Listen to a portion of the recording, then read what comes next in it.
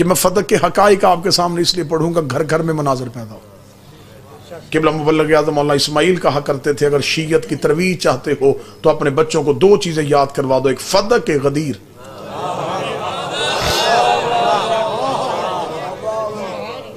دو topic اتنے پڑھو کہ بچوں کو رٹا دو۔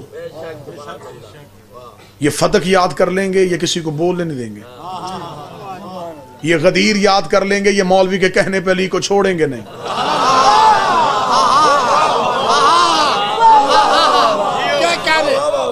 نسلوں کی تربیت سے انداز سے کرو۔ فدق کیا ہے؟ بس تھوڑی سی اس کی وضاحت کروں گا، پھر جو بچ جائے گا وہ کل پہ چھوڑ دیں گے۔ فدق کے لیے، کیونکہ آج کا موقع میں غنیمت اس لیے سمجھ رہا ہوں کہ آج مصائب کا حصہ بھی فضائل میں آ جائے۔ فدق کی تاریخ کیا ہے، فدق کی ہسٹری کیا ہے؟ ایک تو اس کے ساتھ کبھی بھی زندگی میں لفظ باغ استعمال نہ کرنا۔ باغ استعمال کرو گے تو جگیر چھوٹی نظر آئے گی۔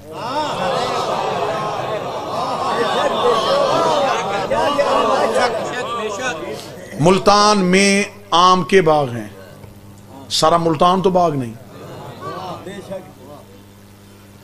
فدق اگر کہیں گے نا باغ تو لگے گا ایک چھوٹا سا خطہ تھا، اسے کہو جگیر فدق۔ یہ جگیر تھی، یہ ایک مکمل پراپرٹی تھی، اس کے اندر کئی باغات تھے۔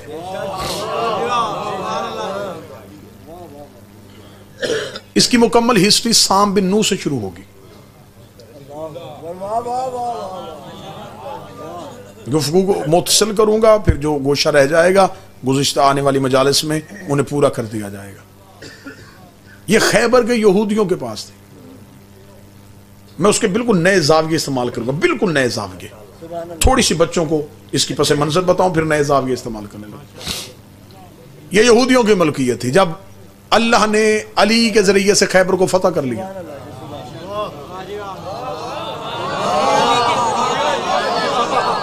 بسم اللہ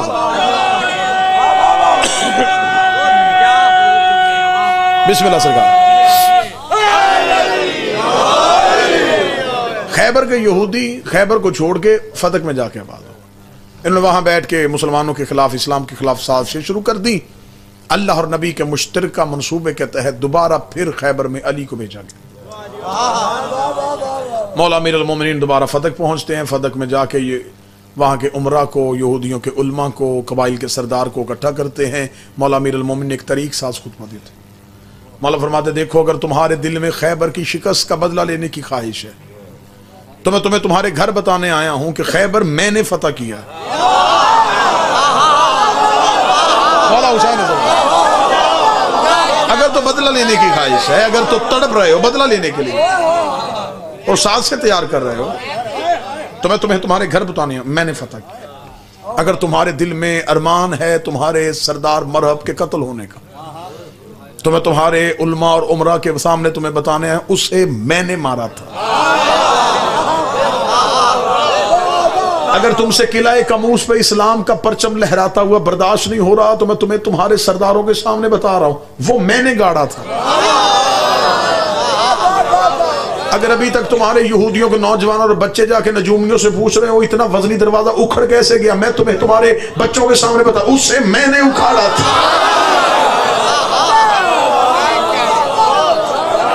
مولا امیر المومنین نے مکمل اعترافات کرنے کے بعد کہا کہ اگر تو تمہیں بدلہ لینے کی خواہش ہے تو میں علی آیا ہوں۔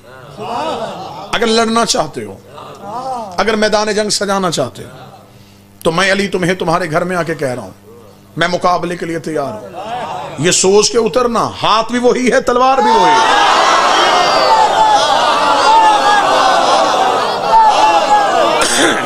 میں یہاں سے پلٹوں گا نہیں،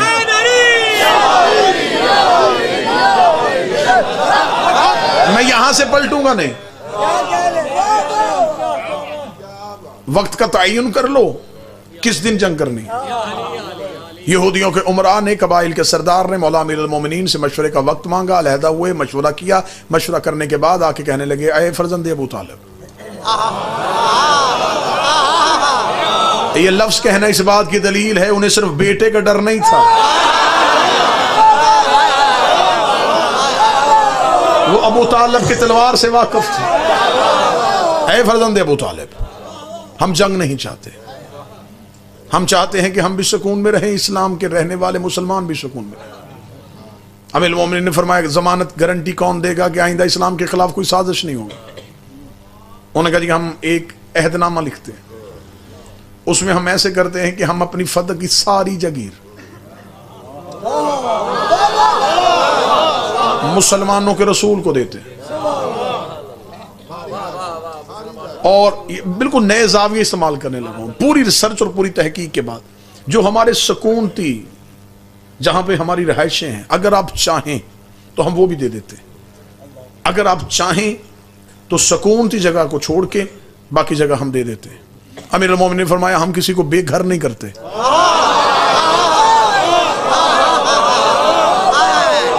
جہاں رہ رہے ہو وہاں رہو۔ باقی جگیر لکھی گئی، ایک عہد نامہ لکھا گیا، ایک ایگریمنٹ لکھا گیا، یہودیوں کے سرداروں نے دستخط کیے، امیر المومنین نے دستخط کیے۔ وہ تحریر لے کے امیر المومنین مدینہ پہنچے، رسالت امام کو جا کے کہا یا رسول اللہ یہ یہودیوں نے فدق جگیر لکھ کے دے دی۔ رسول کے پاس شریعت کا قانون ہے کہ وہ مال جس کو حاصل کرنے کے لیے مسلمانوں نے نہ گھوڑے دوڑائے ہو نہ خون اور پسینہ بہا، وہ مال فیء ہے، اس میں امت کا حق نہیں ہوتا، وہ اسلام کے روب اور دبدبے کی وجہ سے ملتا ہے، وہ اسلام کے وہ نبی کا تصرف ہوتا ہے، وہ نبی کے پاس آ گیا۔ اسلام خیبر کے بعد بہت امیر ہوا تھا، ٹھیک ہو گیا۔ اب بالکل ایک نیا زاویہ استعمال کرنا، بالکل نیا زاویہ، اور مجھے یقین ہے یہ ممبر کی تاریخ میں یہ زاویہ پہلی بار استعمال ہونا، اتنے وسوع کے ساتھ میں یہ زاویہ استعمال کرنا، نیا زاویہ استعمال کرنے لگا۔ اللہ قرآن میں کہتا ہے وَانفِقُوا فِي سَبِيلِ اللَّهِ، اللہ کی راہ میں خرچ کرو۔ میرے مالک کتنا؟ فرمایا سارا نہیں، ایک حصہ، ایک حصہ مجھے دو۔ میرے مالک باقی؟ فرمایا اپنے خرچ کے لیے رکھو، مجھے ایک حصہ دو۔ سارا اللہ نے مانگا ہی نہیں۔ خدا نے کہا تیرے پاس میں مثال دے دیتا ہوں، میں ایک مثال دیتا ہوں بچوں کو سمجھانے کے لیے۔ مجھے 500 روپے میں نے کمایا، خدا نے کہا اس میں سے 100 مجھے دے، میری راہ میں خرچ کر، 400 تو اپنے گھر میں خرچ کر۔ مثال سے بات اس لیے کروں گا بچوں کو یاد رہے، مجھے اللہ سے محبت بڑی تھی، میں نے کہا 400 بھی نہیں رکھنا، یہ بھی تجھے ہی دینا۔ خدا نے کہا پھر ایسے کر، پھر میں بھی تیرے ساتھ چلتا ہوں، اگر تو نے 400 بھی مجھے دینا ہے، یہ 400 ہے تیرا مجھ پہ قرضہ۔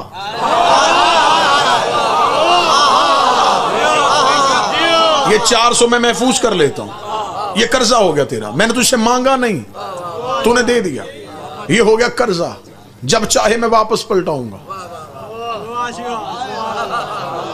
میرا 400 توحید کے ساتھ میں نے 500 اور خرچ دیا، وہ اکٹھا ہوتا رہا اللہ کے خزانے میں، میں دنیا سے چلا گیا، قرض آتا ہے اگلی نسل میں منتقل۔ اب جو میرا وارث ہوگا وہ اس قرض کو وصول کر سکتا ہے، وہ کہہ سکتا ہے میرے اللہ میرے باپ نے تیری راہ میں کچھ خرچ کیا تھا۔ ایسی دنیا میں لا تعداد مثالیں موجود ہیں۔ اب یہ زاویہ پہلی بار ممبر کی تاریخ سے استعمال ہونے لگا، ملتان سے دعا لوں گا اور پھر پوری دنیا میں پڑھ دوں گا۔ اللہ نے مانگی تھی خدیجہ سے تھوڑی سی دولت، خدیجہ نے دے دی اللہ کی راہ میں ساری دولت۔ اللہ نے کہا، خدا نے کہا خدیجہ توحید مقروض ہو گئی ہے، خدیجہ کا قرضہ اللہ کے اوپر آتا گیا، بی بی دنیا سے چلی گئی، بی بی کی اکلوتی بیٹی تھی، نام اس کا زہرا تھا، خیبر میں اسلام امیر ہو گیا، خدا نے کہا محمد اب اسلام امیر ہو گیا ہے، زہرا کو بلا میرا قرضہ واپس کر۔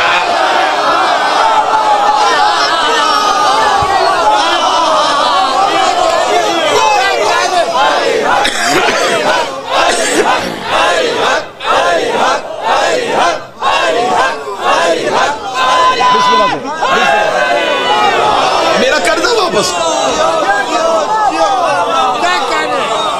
جو قرض خدیجہ نے دیا تھا اسے واپس کر۔ آئے میرے نوجوانوں، سوال دشمنوں پہ تبدیل کریں۔ زہرا وراثت لینے نہیں گئی تھی، اپنا قرضہ واپس لینے گئی تھی۔ حاکم نے سیدہ کی ملکیت پہ قبضہ نہیں کیا، اللہ کے قرض پہ قبضہ کیا۔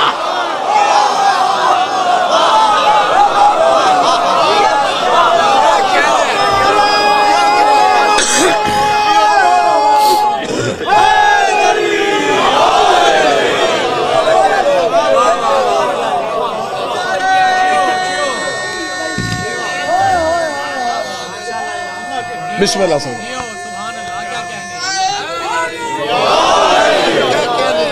بڑا خوبصورت جملہ، انتہائی خوبصورت جملہ آنے لگا ہے۔ مسئلہ سیدہ کی وراثت کا نہیں، اللہ کی عدالت کا تھا۔ ہائے ہائے ہائے ہائے ہائے، عدل الہی تھا کہ سیدہ کو ملے۔ یہی وجہ ہے کہ ہم اصول میں عدل کے قائل ہیں۔ جنہوں نے حق کھایا تھا وہ عدل چھوڑ چکے ہیں، انہوں نے عدل نکال دیا۔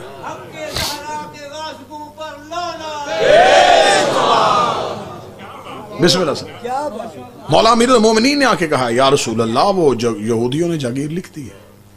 یہ 7 ہجری کا واقعہ ہے، 7 ہجری آدھی، 8 ہجری مکمل، 9 ہجری مکمل، 10 ہجری مکمل، 11 ہجری کو نبی دنیا سے گئے۔ 4 سال یہ جاگیر نبی کے استعمال میں رہی۔ پہلا پوائنٹ، پہلا نقطہ، ممبر سے لے کے دنیا کی ہر عدالت تک، اگر اس میں امت کا حق تھا نبی نے دیا کیوں نہیں؟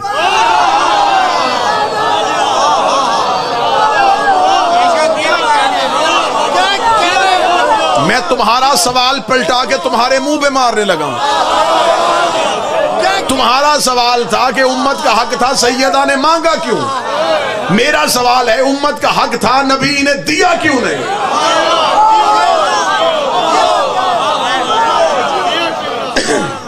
سیدہ کے مطالبے سے پہلا سوال تو نبی کی معاذ اللہ عدالت پہ آ جائے گا۔ اگر آپ کہیں گے نبی نے نہیں دیا تھا تو پھر میں آپ کے سامنے آقا دمیری کی جامع الازہر مصر سے چھپی ہوئی کتابیں رکھ دیتا ہوں۔ اس میں لکھا ہے کہ بحرین سے مال خراج آیا تھا، آدھی رات کو اونٹ مدینے پہنچے تھے، نبی حجرے میں تھے، صحابی نے اطلاع دی یا رسول اللہ بحرین والا مال آ گیا ہے۔ فرمایا مسجد کے باہر اونٹ کھڑے کرو۔ اونٹ مسجد کے باہر کھڑے ہوئے، لدے ہوئے اونٹ کھڑے تھے، رات آدھی سے زیادہ ڈھل گئی تھی۔ رسالت باب نے فرمایا چراغ روشن کرو، چراغ روشن کیا۔ فرمایا بیت المال سے غریبوں، مسکین اور بیواؤں کی لسٹیں لے کے آؤ۔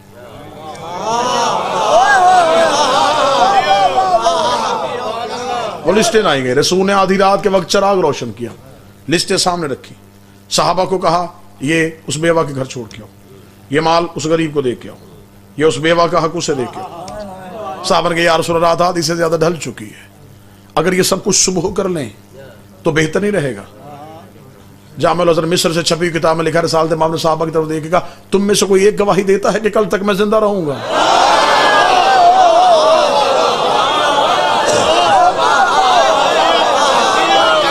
صحابہ نے کہا نہیں یا رسول اللہ، ایسا ہم کیسے کہہ سکتے ہیں؟ فرمایا تم میری ایک رات کی ضمانت نہیں دیتے، میں اتنے غریبوں کا حق اپنی گردن پر رکھ کے کیسے سو جاؤں؟ جو نبی غریبوں کا حق ایک رات نہیں رکھتا تھا اس نے فدق 4 سال کیسے؟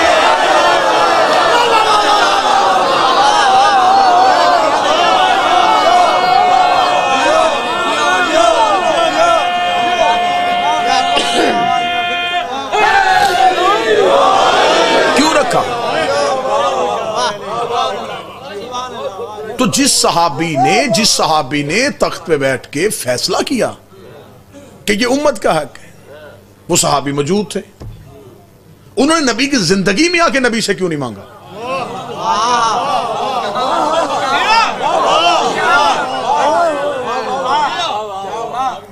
دور رسالت میں اس جاگیر پہ قبضہ کیوں نہیں کیا؟ کہہ دیتے یا رسول اللہ یہ تو ہمارا حق ہے، یہ آپ ہمیں کیوں نہیں دے رہے؟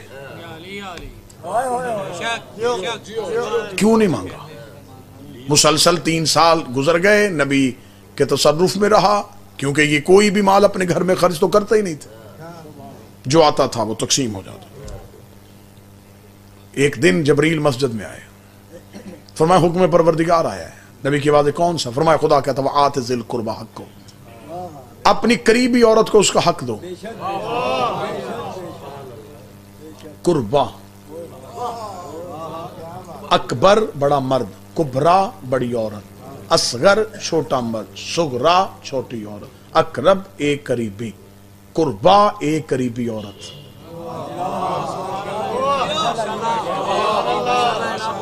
سیغہ واحد مونس اسم، اسے بلا اس کا حق دے۔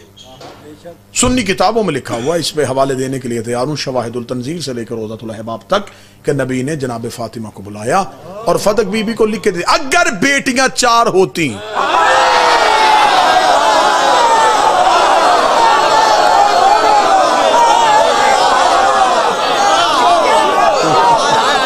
جاگیر برابر تقسیم ہو جاتی، اکیلی سیدہ کو بلا، فدق بی بی کو لکھ کے دے دیا، سیدہ ہو گئی فدق کی مالک۔ اب جو بھی ریونیو آتا تھا، جو بھی اس سے مال آتا تھا، وہ سیدہ کو ملنا شروع ہو گیا۔ عادل باپ کی عادلہ بیٹی،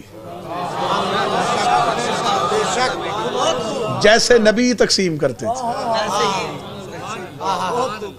ویسے ہی بی بی نے تقسیم کیا۔ اگر امت کا حق تھا تو جب رسول نے بی بی کو لکھ کے دیا، اس وقت کسی امتی نے احتجاج کیوں نہیں کیا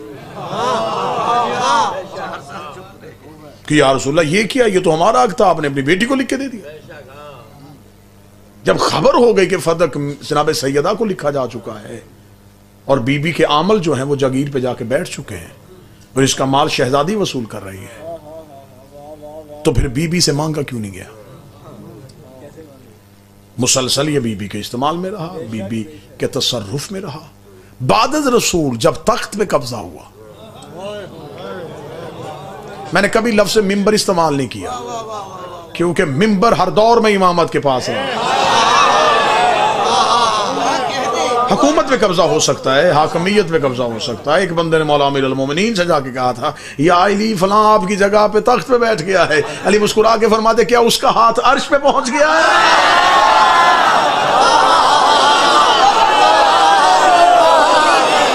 کیا فرشتے اس کے دروازے پہ آنا شروع ہو گئے؟ کیا مل گیا اسے؟ کیا لے لیا اس نے؟ کیا چھین لیا اس نے ہم سے؟ اس میں طاقت ہے تو مجھ سے امامت چھینے، منصب الہیہ چھینے، بندوں کی حکومت مقابلہ اللہ کی حکومت سے۔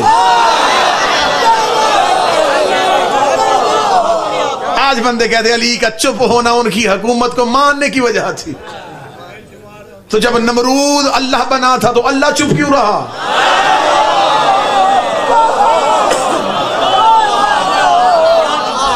بھئی جب فرعون نے اللہ ہونے کا دعویٰ کیا اللہ چپ کیوں رہا؟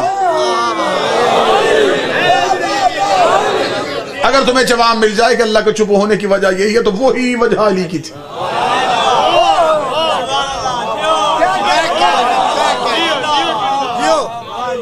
بھئی فرعون نے اپنے آپ کو خدا کہلوایا نہیں تو اصلی خدا چپ کیوں رہا؟ اسے پتا ہے جھوٹا ہے، تھوڑی دیر کے لیے بیٹھا۔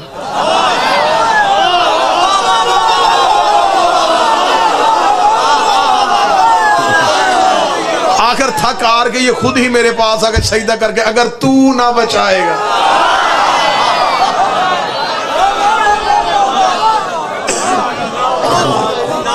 سوشل میڈیا پہ ایسے سوالات کر کے میری قوم کے بچوں کو خراب نہ کرو، یہ ہوتا ہے ٹرک کی سوال۔ ہاں یعنی کہ سوال ایک ایسے ایک ٹرک استعمال کیا بچوں کو بسانے کے لیے، بچے پریشان ہو جاتے فوراً، یہ ایسی بات اس نے کیا کیسے لکھ دی؟ اب ایسے سوالات سوشل میڈیا پہ تواتر کے ساتھ آ رہے ہیں۔ دیکھیں جی مولا امیر المومنین جو ہے وہ تو دربار میں جا کے سوالات کے جوابات دیتے تھے، مسائل کا حل بتاتے تھے۔ تو میرا یہیں پہ سوال ہے، علی سے مسئلوں کے حل مانگ لیے، علی کی گواہی کیوں نہیں تسلیم کی؟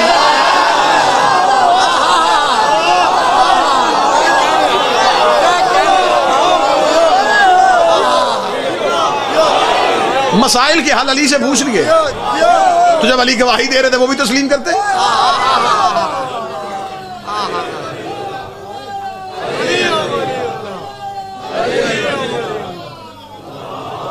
میں بالکل ایک مثال دے دیتا ہوں، بڑا کیونکہ خطرناک سا دور ہے، بڑا سنبھل بچ کے ہمیں حقائق آپ تک پہنچانا تاکہ مسلسل پہنچاتے رہیں۔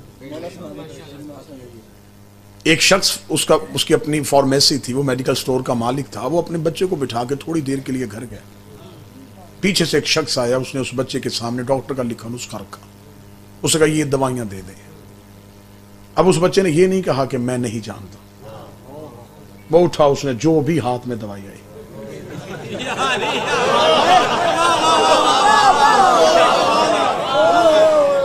مثال پہ پرچہ نہیں ہوتا, مثال اپنی مثال آپ ہوتی.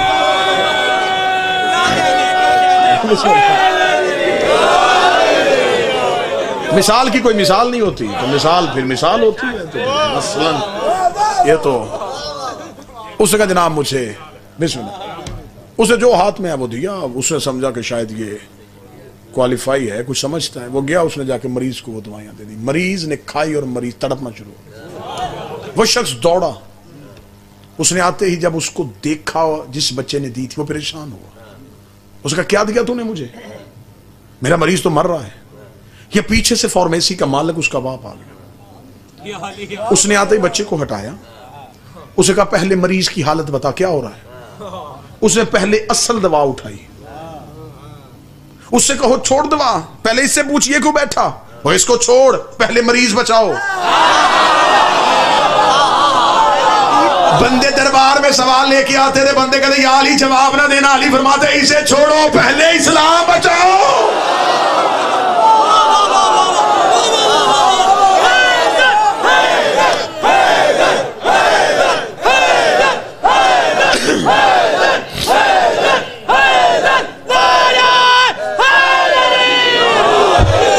شریعت کا چہرہ بگڑ جائے گا, اسلام کا چہرہ بگڑ جائے گا. پہلے اصل اسلام بچاؤ.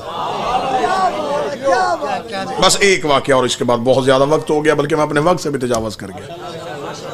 بس اسی فضائل پہ اختتام ہو جائے کہ ایک واقعہ دیکھیں, اتنے لاتعداد ایسے واقعات ہیں کہ جن کا سامنا حکومت کر ہی نہیں سکی. حکومت کے پاس, حاکم کے پاس ایک سوال آ گیا. 3 لوگ آ کے کھڑے ہو گئے. حاکم نے کہا ہاں بھئی کیا سوال ہے, سجا ہوا دربار تھا. انہوں نے کہا جی ایک سوال ہے, ہمارا مالک جاتا ہوا ایک وصیت کر کے گیا ہے. اس وصیت میں لکھا ہے کہ میرے 3 غلام ہیں, ایک کو آدھی جائیداد اور میری بیٹی کا رشتہ دیا جائے, دوسرے کو بقیہ آدھی جائیداد دی جائے, تیسرے کو قتل کیا جائے. نام کسی کا نہیں لکھا.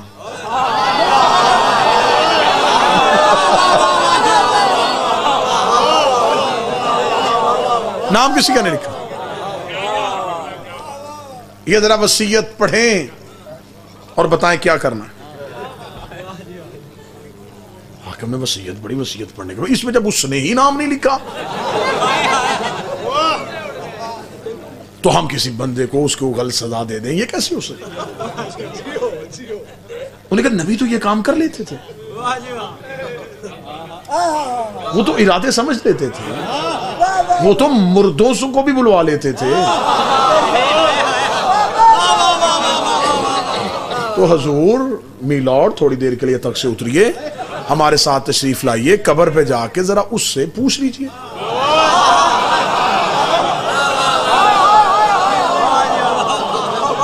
جہاں بیٹھے ہیں وہ نبی دعویٰ کرتا تھا کہ میں مردوں سے بول لیتا ہوں, تو آپ ذرا اس سے پوچھ لیجئے. وہ صاحب اس کی طرف دیکھو, وصیت پھینک گئے, اٹھو چلو یہاں سے. یہ کوئی فیصلہ کرنے والا, میں جا کے اب قبر میں جا کے مردے سے وہ کیسے بولے گا. وہ خاموش تھے. یہاں ایک جھریوں والا ہاتھ سائل کے کاندھے پہ آیا.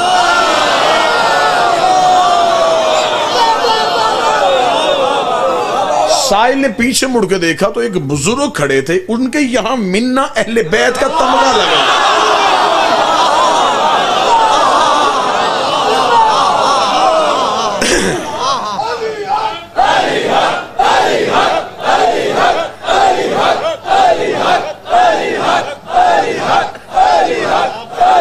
بسم اللہ بسم اللہ بسم اللہ بسم اللہ.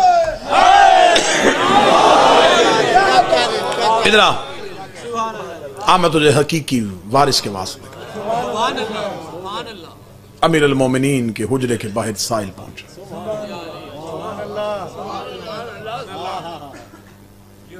سائل نے سلمان کے ہاتھ میں وصیت دی, یہ ذرا پڑھوا. علی کے حجرے سے آواز ہے, سلمان وصیت انہی کے پاس رہنے دے.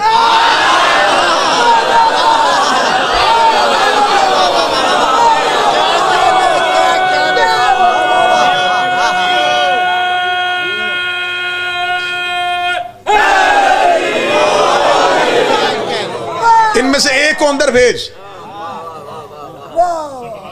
وصیت ان کے پاس رہنے دے، ایک کو اندر بھیج۔ پہلا چلا امیر المومنین کے پاس، سلام کیا۔ امیر المومنین نے کیا کہا ہے تمہارے مالک نے؟ آدھی جائیداد رشتہ، ایک کو آدھی جائیداد، ایک کو قتل۔ ایسی وصیت کرتے ہیں؟ کیسی وصیت کر کے گیا وہ؟ کسی کا نام کیوں نہیں لکھ کے گیا؟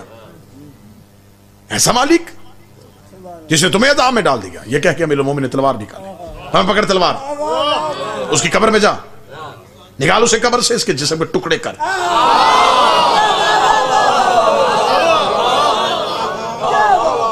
امیر المومنین بول رہے تھے، وہ شخص سنتا رہا، اٹھاتا نہیں تلوار۔ اس نے ہاتھ باندھ کے، اے علی مجھے نہ جائیداد چاہیے، نہ مجھے رشتہ چاہیے، مالک کی پہ تلوار نہیں اٹھا سکتا۔ اللہ نے فرمایا سامان اسے باہر لے جا، دوسرے کو بھیج۔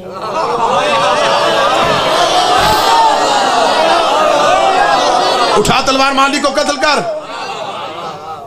اسے تلوار پکڑی، حجرے کے دروازے پہ گیا اور واپس پلٹا، تلوار رکھے گا، یا علی مجھ سے یہ کام نہیں ہوگا۔ سلمان تیسرے کو بھیج۔ تیسرا آیا، تلوار پکڑی اور چلنا شروع ہوا۔ علی فرمایا سلمان کمبر کو گئے پیچھے جا، جو ہی یہ تلوار پہ پہنچے اس کے ہاتھ میں ہتھ کڑی ڈال، اسے گرفتار کر کے لے کے۔ وہ قبر تک پہنچا تھا، پیچھے سے کمبر آئے، ہاتھ میں ہتھ کڑی ڈالی، تلوار کھینچی، گردن سے پکڑا، امیر المومنین کے پاس آئے، تینوں کو لے کے علی دربار میں آ گئے۔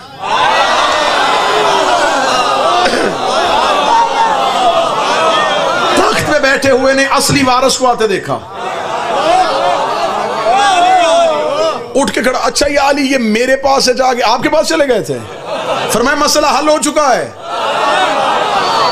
یہ علی نام کسی کا نہیں لکھا، مولا امیر المومنین جو پہلا آیا تھا فرمایا اس سے آدھی جائیداد دو، آدھی دولت دو، وہ جو آدھے رستے تھے واپس آیا ہے، باقی آدھی دولت اسے دو، یہ جو قبر پہ پہنچ گیا اسے قتل کر دو۔ اتنا کہنا تھا، حاکم دیکھیں گا یا علی اس نے نام کسی کا نہیں لکھا تھا، آپ کو کیسے پتا چلا؟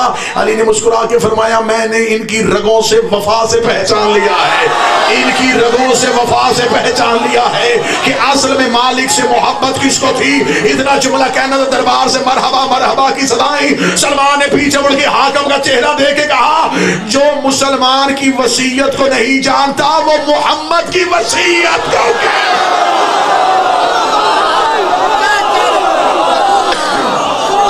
انہی الفاظ کے ساتھ میری دعا ہے، میرا مالک بحق سیدہ، بحق شہزادی، بحق مادر حسنین، بحق لیلۃ القدر، بحق مالک کائنات، بحق مریم کبریٰ، بحق صدیقۃ المبارکہ، بحق راضیۃ المرضیہ، میرے مالک اس شہزادی کے نزول کا صدقہ، اس شہزادی کے دنیا میں آنے کا صدقہ، میرے مالک اتنی بڑی رات ہے، آج تجھ سے جو مانگیں گے وہ ملے گا۔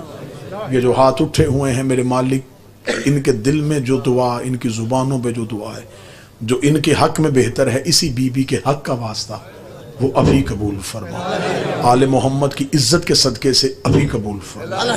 بیمار ہیں ذکر میں اٹھنے سے پہلے انہیں صحت عطا فرما، پریشان ہیں پریشانی کو دور فرما، مقروض ہیں رزق میں وسعت کر دے، مستقبل کی وجہ سے میرے بچے پریشان ہیں ان کا مستقبل بہتر فرما، بیٹیوں کے نصیب کی وجہ سے پریشان ہیں اسی لمحے کاتب تقدیر سے کہہ دے ان کی بیٹیوں کے نصیب نیک لکھ دے۔ میرے مالک واسطہ محمد و آل محمد کی عزت و عصمت و طہارت کا ہم ہر چیز کے بغیر گزارا کر سکتے، ہمیں آل محمد کی محبت، علی کی ولایت، حسین کے ماتم کے بغیر گزارا نہیں ہوتا۔ آج کی شب کا صدقہ میرے مالک یہ کبریت احمر، یہ نعمت کبریٰ ہماری نسلوں میں منتقل فرما، ہمارے بچوں کو حسین کا وفادار بنا، سیدہ کا وفادار بنا،